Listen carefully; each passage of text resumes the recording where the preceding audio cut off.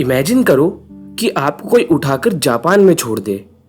आपको वहाँ की लैंग्वेज, रूल्स, कल्चर कुछ भी नहीं पता। और मान लो वहाँ के लोगों को भी आपकी लैंग्वेज नहीं आती। सोचकर ही घुटन सी होने लगी ना। लेकिन आप तब भी मैनेज कर लोगे। धीरे धीरे उनके तौर तरीके सीख लोगे, क्योंकि आपको एक सिविलाइज सोसाइटी में रहना आता है। लेकिन अगर कोई लड़का अपनी जिंदगी के 16 साल सिर्फ काले अंधेरे में बिताए तो कोई ह्यूमन कांटेक्ट नहीं, कोई आवाज नहीं, ना ही कोई सनलाइट। और जब फाइनली वो असली दुनिया में कदम रखेगा तो उसकी जिंदगी कैसी होगी। और ऐसे ही एक लड़के को भला कोई क्यों मारना चाहेगा, जानेंगे इस वीडियो में। Welcome to Lost Ark. और आज की वीडियो में हम बात करेंगे कैस्पर हाउजर की। अभी मैंने जो बताया वो किसी मूवी की स्टोरी नहीं है, बल्कि ये सच में हुआ है। 1828 में जर्मनी के एक छोटे से शहर न्यूरेमबर्ग में एक 16-17 साल का लड़का नंगे पांव गलियों में घूमता दिखा, बहुत ही कंफ्यूज्ड। उसे ना कुछ समझ आ रहा था और ना ही वो कुछ बोल पा रहा था। किसी ने भी वहां उसे पहले कभी नहीं देखा था, तो लोगों को पहले लगा कि ये बच्चा है जो खो गया है। लेकिन दिखने में भी वो काफी अलग लग रहा था। ना अच्छे से चल पा रहा था और ना ही कुछ कह सकता था। हर छोटी से छोटी चीज को देखकर ऐसे रिएक्ट कर रहा था मानो वो उसे पहली बार देख रहा हो। लोगों को उसके पास सिर्फ एक नोट मिला जिसमें लिखा था, I want to be a cavalry man like my father was. यानी उसे उसके पापा की तरह मिलिट्री में जाना था। धीरे धीरे वो आम दुनिया के तौर तरीके सीखने लगा। जब उसने थोड़ी बहुत लैंग्वेज भी सीख ली, तब उसने लोगों को अपने बारे में बताना शुरू करा।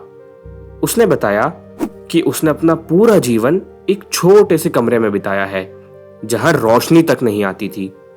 किसी इंसान से भी कोई कांटेक्ट नहीं, सिर्फ एक स्ट्रेंजर, एक आदमी जो उसके लिए खाना और पानी लाता था। उसके पास सिर्फ एक खिलौना था, एक छोटा सा लकड़ी का घोड़ा। फिर एक दिन उस आदमी ने बिना किसी एक्सप्लेनेशन के उसे अपना नाम लिखना सिखाया, कैस्पर हाउजर। कुछ और सेंटेंसेस बोलना भी सिखाए और उसे शहर के बीचों बीच लाकर अकेले छोड़ दिया। इस अजीब से केस ने साइंटिस्ट, डॉक्टर और फिलोसोफर्स को बहुत फैसिनेट करा। सभी को स्टडी करने का एक मौका दिया, एक जीता जागता एक्सपेरिमेंट जिससे हम ये समझ पाएं कि ह्यूमंस बिना सोसाइटी, लैंग्वेज या फिर ह्यूमन कांटेक्ट के कैसे रहेंगे। कैस्पर अब फेमस हो गया था।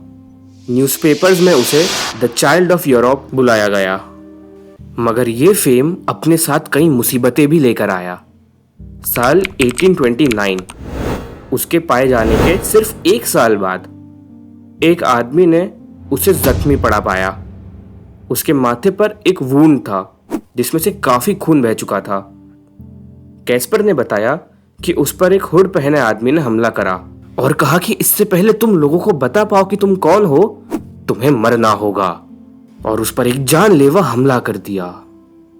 ये बात आग की तरह पूरे शहर में फैल गई। आखिर कौन उसे चुप कराना चाह रहा है। लेकिन कैस्पर उस अटैक से जिंदा बच गया और अब उसे नए केयर टेकर्स के पास भेज दिया। उसने वहां लिखना पढ़ना सीखा और अब वो और ज्यादा क्लियरली बोलने लगा। मगर उसके बिहेवियर पर लोगों को डाउट होता था। वो कभी कभी एकदम बच्चों की ही तरह हरकतें करता था। लोगों ने सोचा, क्या ये सच में ही इतना इनोसेंट है या फिर इसने खुद ये स्टोरी बनाई है और इसके पीछे कोई बड़ा राज छुपा है। आखिरकार साल 1833 में कैस्पर एक घर में घुसता है। उसके चेस्ट पर हमले का निशान था, एक चाकू का निशान।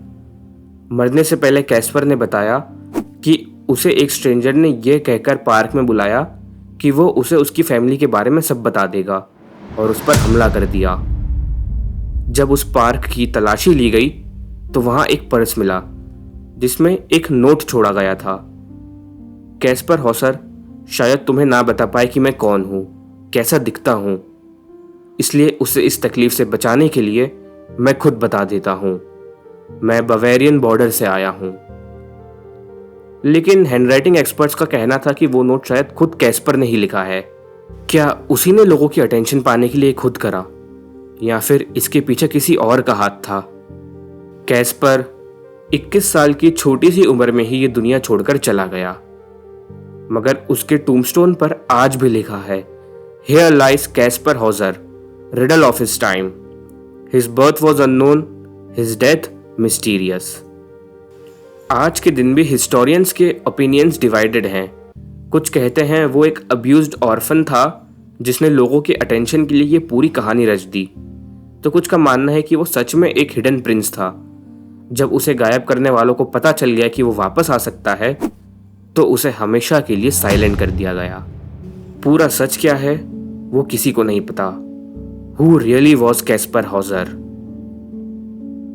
1500 साल पुराने एलियन सिग्नल के बारे में जानना हो तो इस वीडियो पर क्लिक करके देख लेना।